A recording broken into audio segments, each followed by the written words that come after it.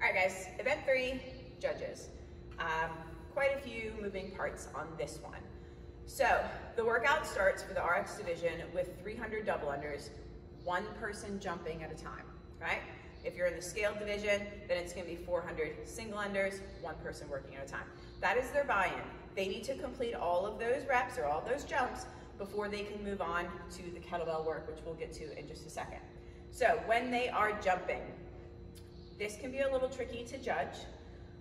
What I would suggest is instead of standing, I personally like to get a little lower, and I like to either listen to the jump rope hitting the mat, or if it's a little loud and you can't hear, I watch their feet jump, right? Every time that they jump, I mean, the rope is passing through appropriately unless they trip up, and at that point they're not jumping, right? They have to reset anyways.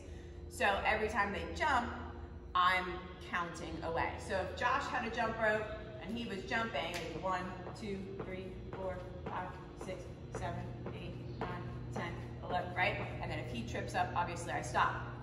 Now, when you are writing that down or tallying it however you want, the way that I like to do it, especially when there is a big set 300 double unders like this, I don't write anything down unless they trip up. So let's say Josh is jumping and he gets to 75, 76, 77, 78, 79, he trips, 79. As he's resetting, I'm writing down 79. That way, if I forget where he tripped up, right, it's written down for me. So once he gets started again, then I can get started with 80, 81, 82, 83, and then if he trips up, let's say at 104, write that down. 105, 106, 107, 108, so I just have a running tally. I want you to call it out loud enough for the athletes to hear though. That way they know where they are, and we're gonna tell the athletes that you need to go according to the judge's count.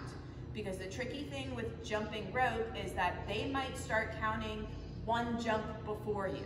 It doesn't matter, it is your count that they need to go by, right? So you need to make sure you're loud enough so they can hear where they are. That way there's no discrepancy, okay? So instead of saying it under your breath, you might have to yell 83, 84, 85, 86, 87. That way they can hear where they are and they know when they want to switch too. They're welcome to switch as many times as they want to. So if they want to do, Josh wants to do a set of 10, I do a set of 10 and back and forth, that's completely fine, okay? Once they hit 300 double unders, you are going to notate their time. You'll have a stopwatch.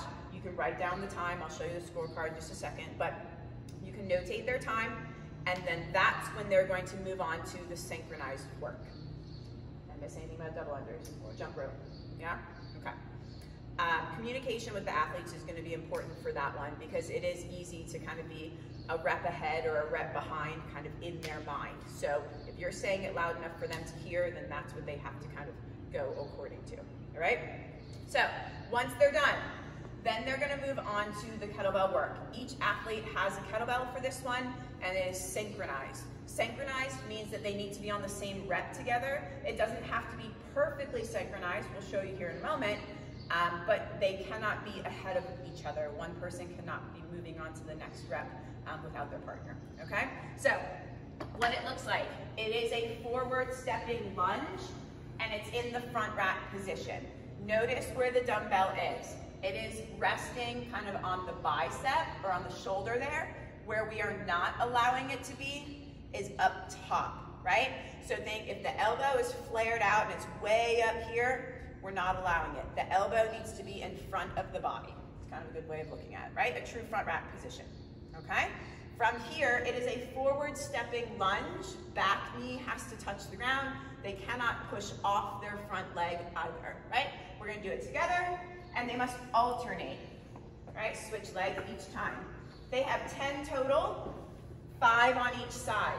We do not need to be on the same leg together, we just need to be on the same rep. So if I step forward with my right leg first, Josh uses his left leg, as long as we're alternating, that's totally fine, right? Once we're done 10, then it's shoulder to overhead. That means strict press, push jerk, whatever they need to get the dumbbell overhead, but they have to be locked out and they can't get ahead of each other, right? So if Josh and I dip, Press, it's 1, dip, 2, dip, 3, dip, 4. And we want that big lockout. Again, just like we've been talking this whole time, make sure the elbow is locked out and it is right overhead. You're gonna get people that are gonna be one front, and they're gonna have a soft elbow, right? After 10, then you're gonna switch. Switch. They can put it down, or they can just switch it right over, starting with the lunges again. 10, 5 on each side. Once we've done 10, then we're gonna take it overhead for 10. We have to do 10 lunges and 10 shoulder to overhead before we switch arms. They're gonna bounce back and forth, right side, left side, 10 lunges, 10 shoulder overhead, until the time is up. This is a 7-minute AMRAP with that 300 double under buy-in. Most people are probably going to have about 4 minutes or so to chip away at the lunges and shoulder to overhead.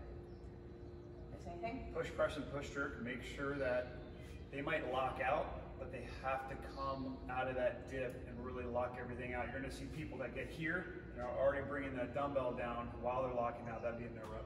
Yep. Anything with the feet. Yep, just make sure they stand up all the way. So like if they're coming down and you can stutter step, that's fine. But if this back foot comes up to meet. Right, they can't step forward. So that's gonna be a forward lunge, and they need to push back, and their feet need to come back in line before they can step to the next one. So it's not like, right? They have to come all the way in line. Cool, yeah? All right, so score sheet, what does it look like? So up at the top, again, you'll have the team name, heat, division. That will already be filled out for you. Up at the top, this is their buy-in. It's either 300 double unders if they're in the RX, 400 single unders if they're in scaled. You can tally or write down whatever you need to here. This is the time. So starting at time 0, they're gonna start jumping. Let's say it takes them 3 minutes and 7 seconds to complete those reps, then you write 3:07.